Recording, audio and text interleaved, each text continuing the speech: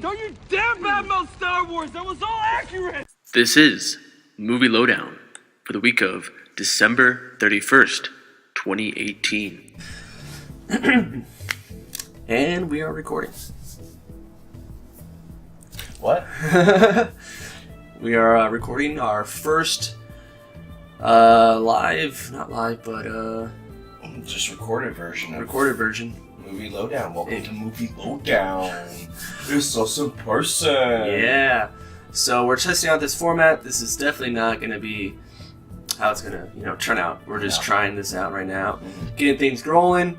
Eventually, we might have, something drawn on the board, or I don't know.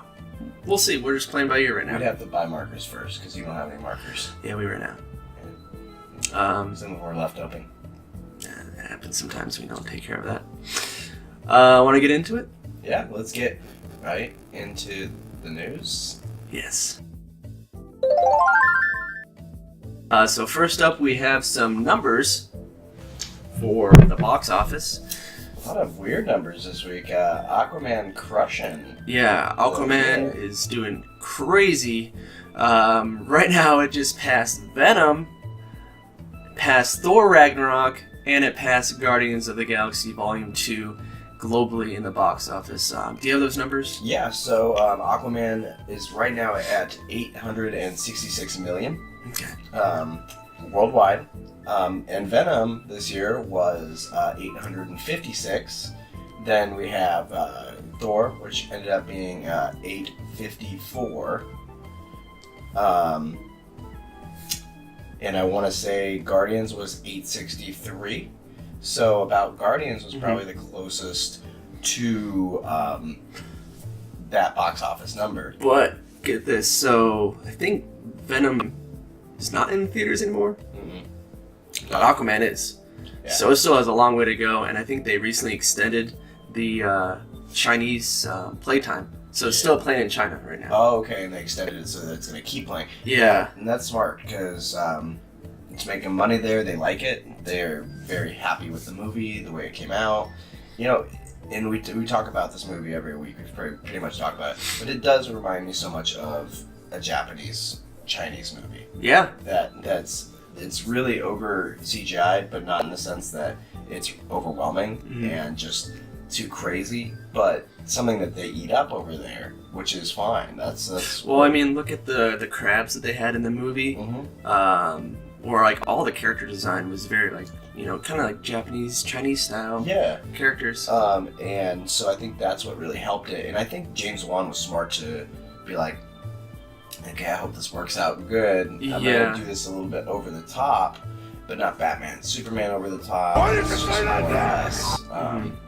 Just simplified, I guess I could say. It's really complicated and like crazy how they filmed it and the CGI, but it's still not overwhelming. The story is simplified, yeah, for sure. And did you have the numbers for this Batman vs Superman? Yeah, so Batman vs Superman, which was their highest grossing for DC, is at 872. So it's about 5 million behind that right now, or something like that. So it's and I understand why Aquaman's getting better numbers than Batman vs Superman, because people were going into Batman vs Superman and absolutely shitting on it. Yeah. I mean, it was the first week I remember just hearing news after news after news talk about how bad it was. And so that's where you get I think a lot of people saw it because of that. Okay. Yeah. Because with these movies that DC comes out with, they're great and everything, but a lot of times they're empty and devoid of, I think, feeling. People wanted to see that Batman vs Superman because it had more than one superhero in it. It was the first one for DC. It's kind of like it had Wonder Avengers. Woman. It had it didn't have Aquaman though. I think it had Wonder Woman and Batman and Superman.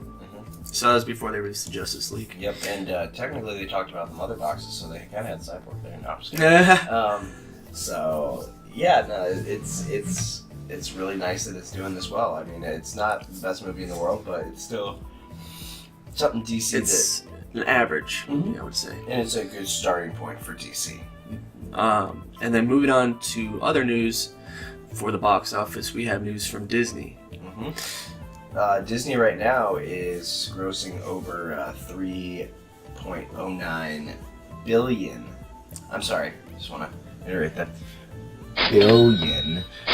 And that's in the U.S. So, what's going on? You know, that's 10 movies that they had this year that were home runs. Yeah. Easily home runs. And they produce one of the lowest amount of movies for a major studio, followed by Paramount. Paramount also, I think, only had about 10 or so. But it's pretty crazy to see that Disney's come up with these numbers with only 10 movies. Yeah, and luckily for them, a lot of it's repeats. So Expendables 2. They were all. I don't think that any of them were originals, were they? Exactly. So that makes more sense of why they're going to make more money on it. But still, that means that people are going to go out and watch them. They're going to go see Pixar films. They're going to go see Disney films. They're going to go see Marvel films. Mm-hmm. So no matter what, they're going to be on top of the box office for a long time, and especially with their streaming service next year. It's going to make it even harder to not see them just rake in so much money. Yeah, so next year they have a huge lineup going for them. But I also saw that they are not going to be releasing Star Wars movies on Disney Plus, I think I saw. That, or I read it wrong and it said they're not going to be making exclusive Star Wars movies for Disney Plus. I think it was Star Wars movies because they're making shows. They're doing shows. Yeah, they're doing the shows. Like The Mandalorian. But I don't think they'll do like direct to Disney Plus movies. And I think that's smart of them because that would be kind of a waste of money. They've already I think they were testing the waters with Solo. Mm-hmm. And I think they thought, okay, maybe box office, maybe we could put this on Disney Plus. Yeah. And they're like, they caught all that backlash for it, and they're just like, you know what, maybe not the movies, maybe just stick with just doing TV shows, because TV shows are fun. You know, they see that with the Marvel Cinematic Universe. Oh, yeah. With Agents of S.H.I.E.L.D., even though that's not on Netflix, and all the Netflix shows were critically acclaimed. So, not to mention they can do season after season. Oh, yeah. You know? Oh, yeah. And I will say that I've seen a little bit of, what's the show with Robin right now? Teen Titans? Oh, the Teen Titans on DC. And, like, Robin's fighting Batman right now, and they've got a lot of stuff going on for them. So, we were laughing because it was kind of cringy at first to watch it. Yeah. But I think they're kind of getting a little bit better with what they're doing with their TV shows. Okay. Kind of like their animated. They actually have an animated coming up this year. They just released. I don't believe I caught the title of it, but it's another animated DC film. Yeah, I think it's new Batman. I think it was Justice League something. Okay. Yeah, it was. So I know they're coming out with a new Batman as well, and it said it might be a 2-part movie. Okay. Like Batman Halloween or something like that. So it might be like a scary Batman. Uh-huh. But yeah, their animators are awesome.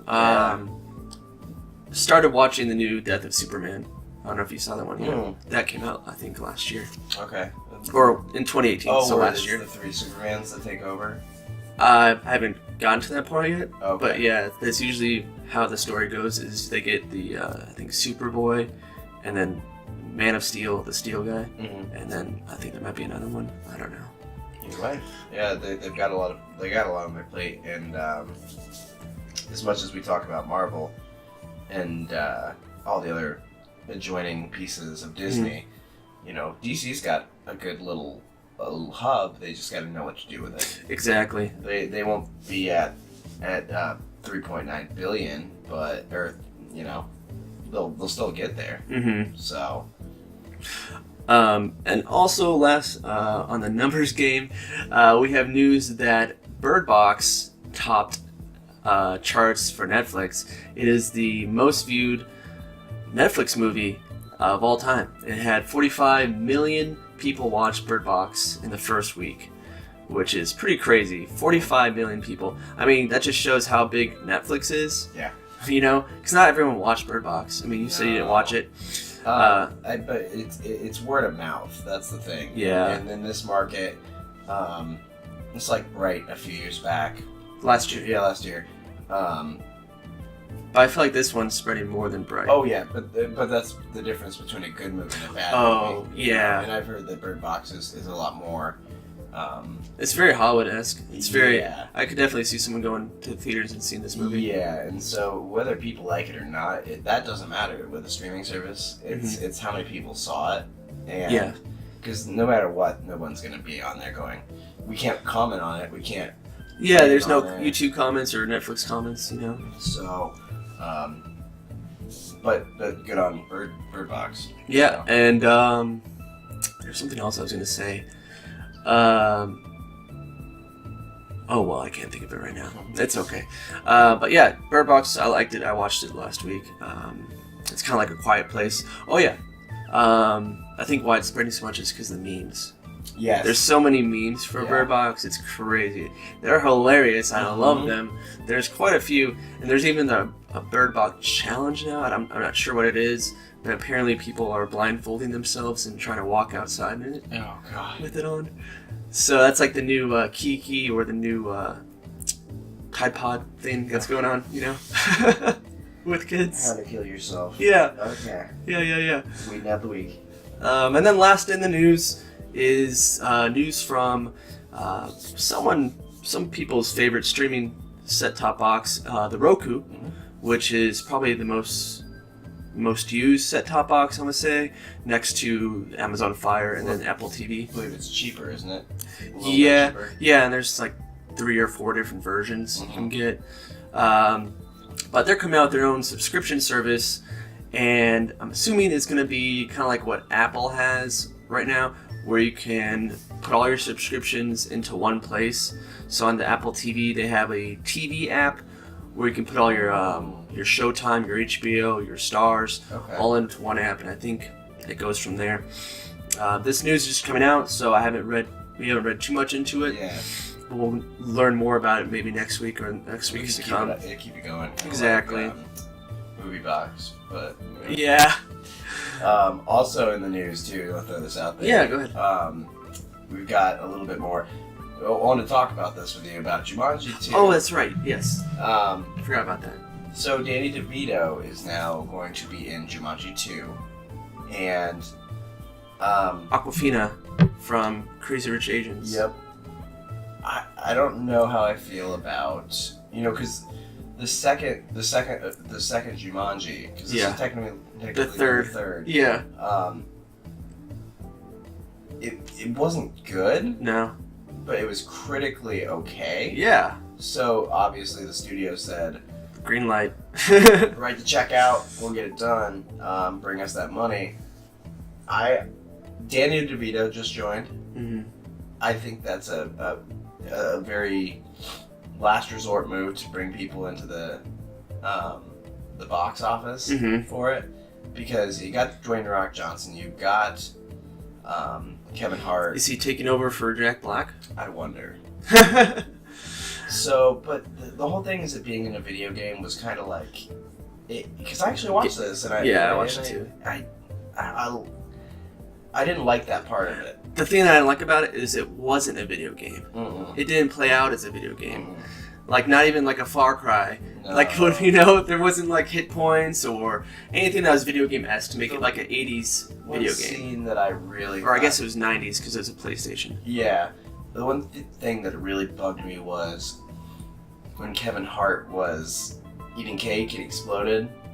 Yeah, I guess there was that, but like that's the thing, like you get 3 lives, like how are you gonna base that off of how are you gonna do that the next time? Somebody can actually like get shot and then they're like, oh no, they died, and then like later on they're gonna come back, or there's a lot of things that they try and make into these sequels, and I'm always like, it's anymore, no one can write a sequel. And I mean, if there was somebody out there that could easily go out and say, I've got a couple sequels, and they could actually write them and they actually do different stuff, because most of the time they just copy and paste. Exactly. And I think that's one of my biggest concerns with the movie industry is it's always so copy and paste. And that's what we'll see for this Jumanji. Yeah, I guarantee it 100%. Yeah. It's going to be very similar, maybe just a little bit twist the plot, but I don't know. Yeah, no, it'll be one of those movies where it's just kind of, like I said, copies and pastes, and you got Kevin Hart's going to do the same exact thing, and you're going to have Dwayne The Rock Johnson that does the same exact thing. Yeah. So, yeah. But that was the other news I wanted to bring up. That's good. So that's going to do it for this week's news. Let's move into the trailers. We got movie trailers. All right, wow, for the first movie trailer, that was, we got Artic. Yeah. It's Matt Nicholson, and he's no longer, what's his name? Hannibal Lecter. Oh, yeah. He's now Liam Neeson in The Grey. Yeah. This is a survival movie about, I'm guessing he either crash lands at one point, or I don't know how they get in. It looks like they have a trailer or something in there. So I don't know if it's a trailer, like a moving trailer, like for a car, or a plane, maybe. Or a plane. But the look of it looks kind of like an actual like car. Yeah, maybe he was on a Arctic mission and something happened because the girl obviously got hurt, or she's sick or something, and he's trying to keep her alive while he's trying to get help. It said SOS in the movie in the snow. I thought that scene was extremely good for that opening, where you're just seeing him kind of, because I'm thinking already it's a survival movie. Yeah. And you're thinking like he's looking for food or something, and sure enough, it's him. Cuts to him doing SOS in giant letters. So. Yeah, this looks like, a very like vast open world, cinematically, snow-covered Arctic. But this is being directed by Joe Pena, and Joe Pena, he's worked on not too many big movies, honestly. This is probably his first big movie that's been in theaters. And then we got, as you said, Mads Mikkelsen, and then Maria Thelma. I'm not sure on that one. Samadortor. She's Icelandic, so that explains that last name. And she's a fairly new actress. Then I think that's pretty much everyone that's in the movie. Just those two characters. Yeah. According to IMDb. And at one point, there's a helicopter that shows up, so I'm wondering if somebody's trying to save them.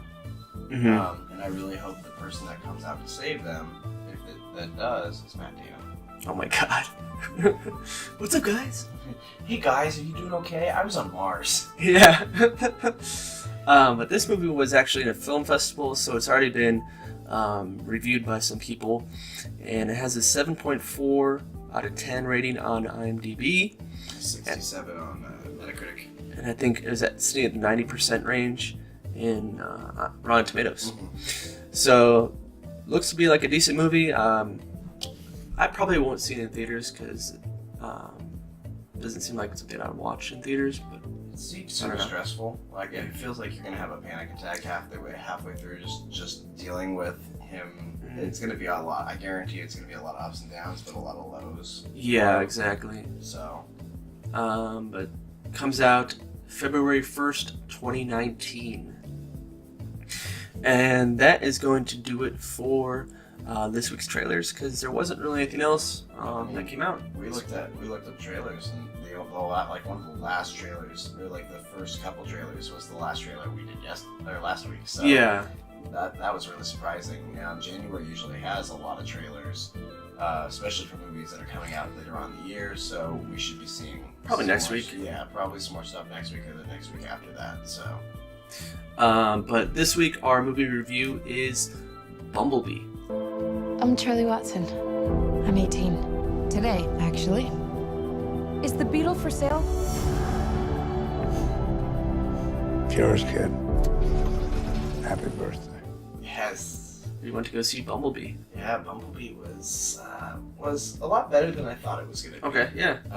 I think that probably, if I was giving it a percentage, probably about 80. Okay. I don't think the 90s was the best way to put it, but it was in the 80s, so well, what did you think? I thought it was okay. I liked that, you know, it wasn't crazy explosions, Michael Bay style. It was more about the humans. Yeah. I felt like this one Mm-hmm. than Autobots. It kind of gave a little bit of leeway on why the Autobots ended up on our planet. Yeah.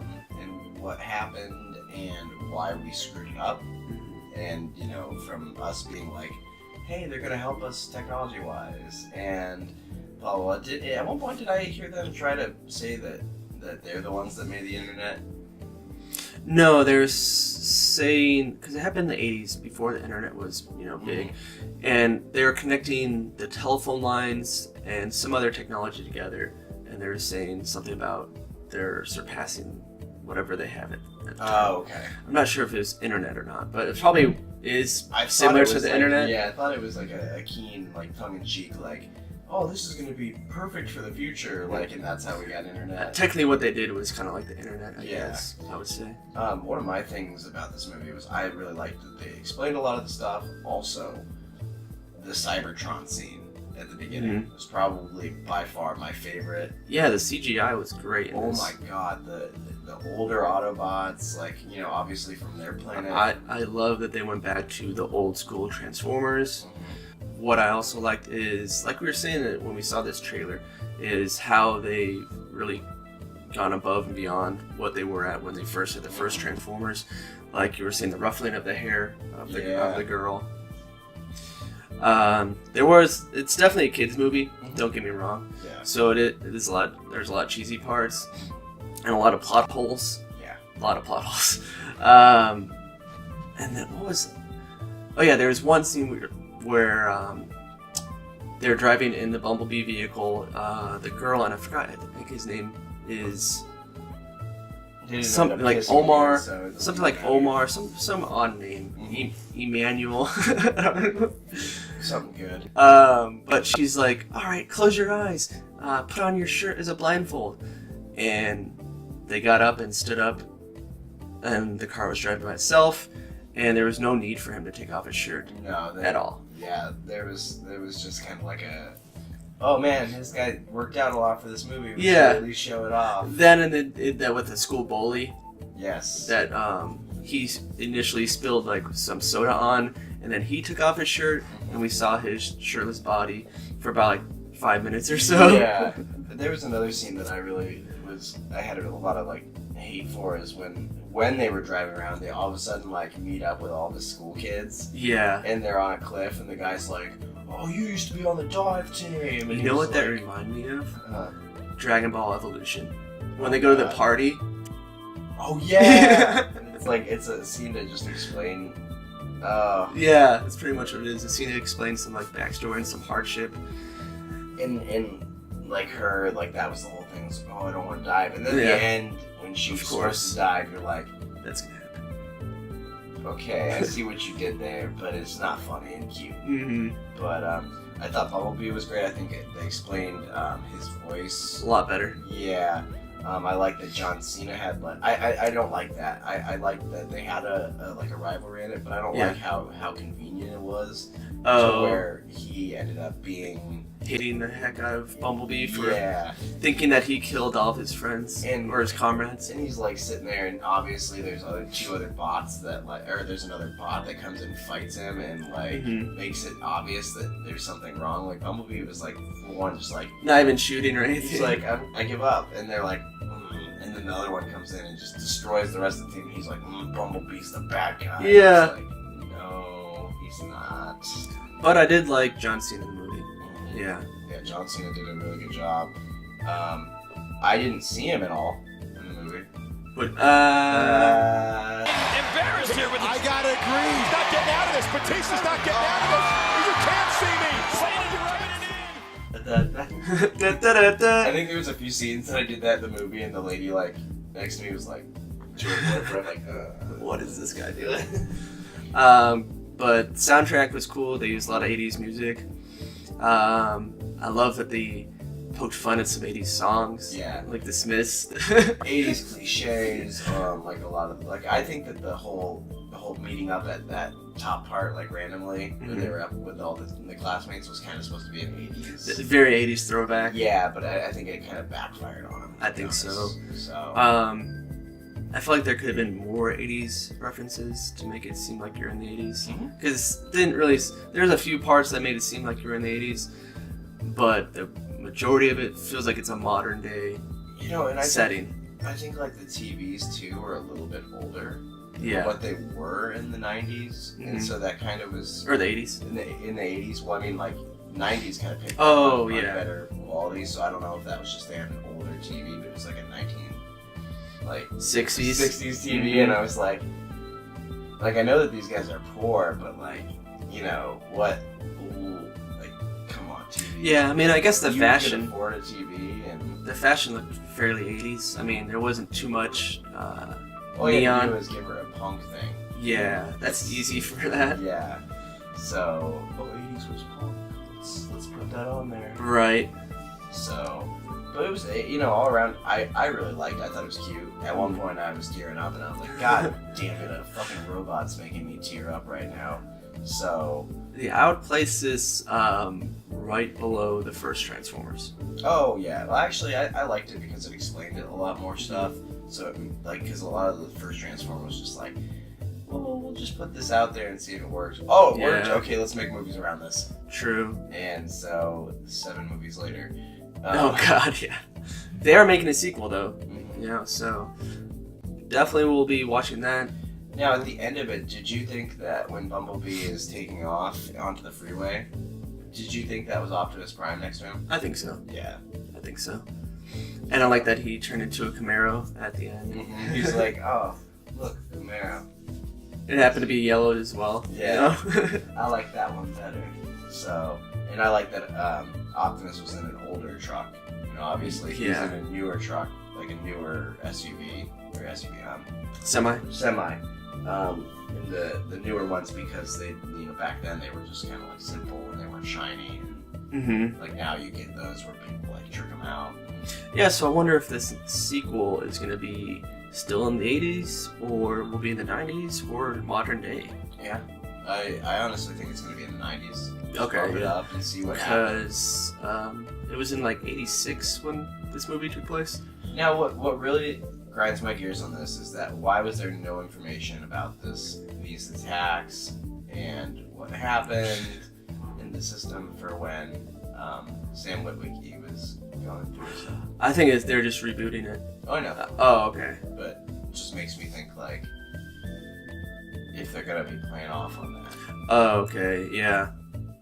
I don't know. Yeah. But still funny. Yeah. Still a good movie.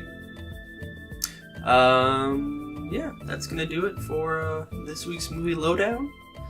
Did you have a question? I did not have a question this week.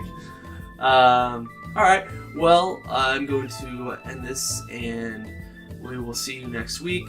Like I said, we're starting out this new format, so let us know how it goes. Going to be changing some things in post-production, so it won't be just our faces this whole time.